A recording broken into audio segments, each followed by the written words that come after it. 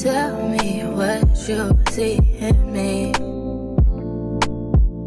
Gotta be something different.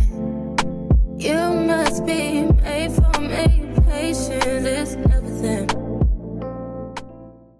Hey everyone, it's 𝗕𝗨𝗦𝗡𝗦𝗦 and welcome to my elevation series where I will be teaching you how to elevate your life and become the best version of yourself. I am so excited to be filming this series because this is really something I am so passionate about. If you have been watching me for years, I'm sure you can see the difference and the growth that I have occurred in my life. And honestly, it is because of the process that I have gone through and the work that I have put into myself to become who I am today. And I definitely wanted to share my tips and tricks with you guys and help guide you in becoming your best version as well. So if you too are interested in elevating your life, becoming the best version of yourself, or even manifesting the man of your dreams, then keep watching because this series is definitely going to teach you how to. Make sure you hit that subscribe button down below and turn on my notifications so you don't miss a video.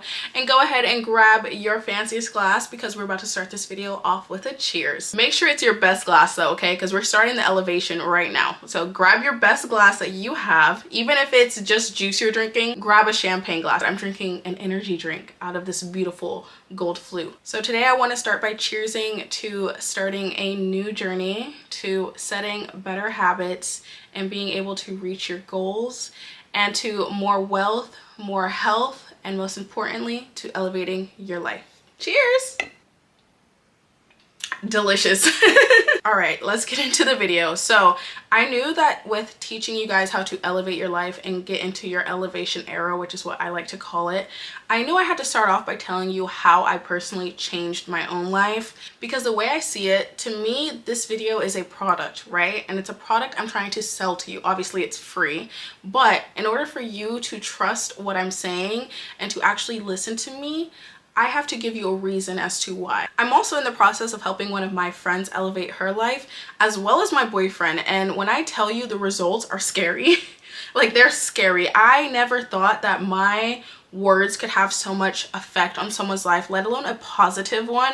And to see how much happier my friend is, my boyfriend is, to see how healthier they are, to see the positive changes in their life, like really makes me proud and like a little emotional, because I finally found something that is a calling to me. I finally found something that I'm so passionate about aside from my usual like YouTube content. And so I'm really excited to start this journey with you and help you next to elevate your life. But first, let's talk about me. I would never have thought that anxiety and depression would have such a huge impact on my life, but because of like my depression and my anxiety, I started becoming very lazy. Like I didn't want to leave my house because I would get anxious, and then I would stay in my house and I would become depressed, and then I'd stay in my house for too long and my depression would get even worse. And then when it was finally time to like leave my house, I had really bad anxiety, and it was kind of like a repetition lifestyle that I was going through, and it wasn't healthy at all. And I realized that now, as I have started to elevate my life, because mind you, I say start because to me, elevation is not just a one-off thing. It's something that you're continuously doing every single day. I will never be out of my elevation era. Like it's something I'm going to continuously do, right? So once I started my elevation era, I realized that I was having less anxiety. I am no longer going through depression. The definition of elevation is the action or fact of raising or being raised to a higher or more important level, state, or position. Now, if you're raising something to a higher position, you can always do that. The way I look at it, there is always room for improvement. But let's get into it. How did I change my life from being the most laziest person I knew, the most discouraged person I knew, to who I am today? The first thing I did was visualize. I visualized the person I wanted to become. I visualized my future self. I thought to myself, who is 𝗕𝗨𝗦𝗡𝗦𝗦 and who is she 10 years from now? What does future me wear? What does future me eat? Where does future me go? What time does future me wake up? Is future me laying in bed till 12 o'clock? I don't think so. Is future me moping around the house watching TV, eating junk food all day?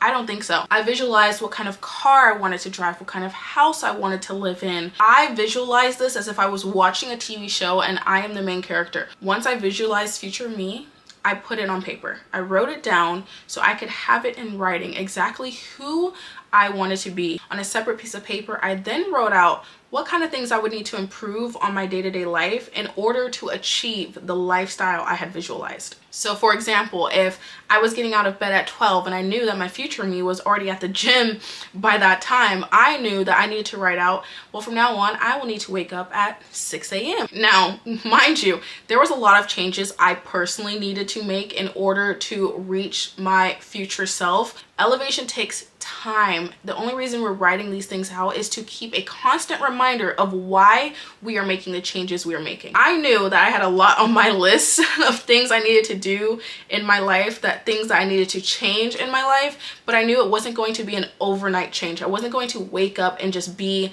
this person that I had visualized. I knew it was going to take time in order to elevate my life. Next, I visualized my future partner because at the time I was single, but now I'm currently in a relationship with a man of my dreams who I honestly think that I manifested, but we'll save that for a later video. So I immediately wrote out a list of qualities that my future partner would have. Now, I knew that my future partner might not have all of the qualities that I was looking for, but this was kind of like a layout to the type of person I wanted to be with, knowing that if he had at least 80% of the qualities I had listed, that I knew this was someone I could be with. So for example, I knew that I wanted a family man because I have a 3-year-old. I needed someone that would not only accept me, but accept my child. I also knew I wanted a man with patience because I am a Capricorn, a January Capricorn at that. And so I know that at times I can be a lot. And also, like, I go through a lot of things. Like I said, I have anxiety, I deal with depression. So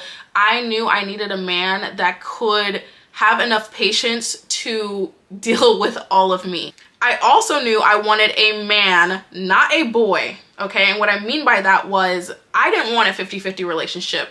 I did not want it. Don't take it personal if that's what you're in or if you don't mind those kind of relationships, but me personally, I have been in 50-50 relationships, and over time it eventually became me doing 100. There was relationships where I was the caretaker. That just wasn't for me. I personally knew that I brought a lot to the table, and with that being said, I deserved a man that would live or die to see me happy and to take care of me as much as I would take care of him emotionally, mentally, all of that. And that's exactly what I got. Those were just a few examples of the things that I wrote down that I visualized having in my future relationship and the characteristic traits that my future partner would carry. There was definitely a lot more to the list, but let's just say my man checks off every single box. I also wrote out a list of deal breakers for me in a relationship because I felt like a lot of times in the relationships that I had previously been in, I would experience things that I know I normally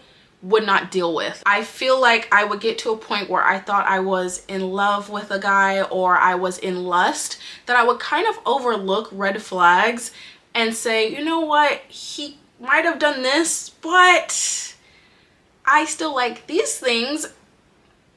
No. Next, I started to visualize my friends. I realized that I considered a lot of people my friends that were merely acquaintances. And at that point, I knew I needed to make my circle small and keep it small. So I went through my friends and determined who was actually beneficial to my life and the person I was becoming versus who was holding me back or going to deter my growth. Who were the people who truly cared for me versus who were the people who just cared to be around me. I needed to start setting boundaries in my current friendships as well as future ones. And I also had to accept that it was okay to let go of friendships that did not reflect my future self. I think that was the hardest part for me because, you know, looking at all of the people I considered friends, I had a lot of good memories with them. Like, oh, you know, I met this person here and they were really cool, but I don't really even know much about them. I don't know their middle name. I doubt they know mine. Well, actually, maybe they do because it's my social media handle, but I doubt they know anything more than the surface level version of me. I also realized there weren't people that really supported me, but would ask me to like shout them out on my my stories or my page, those weren't real friends. These were merely acquaintances, and they had to be let go of. It was definitely a hard part of the process, but to this day, I don't regret it at all. And the last thing I did in order to become the version of myself I am today and the person I am still currently becoming was I had to let God.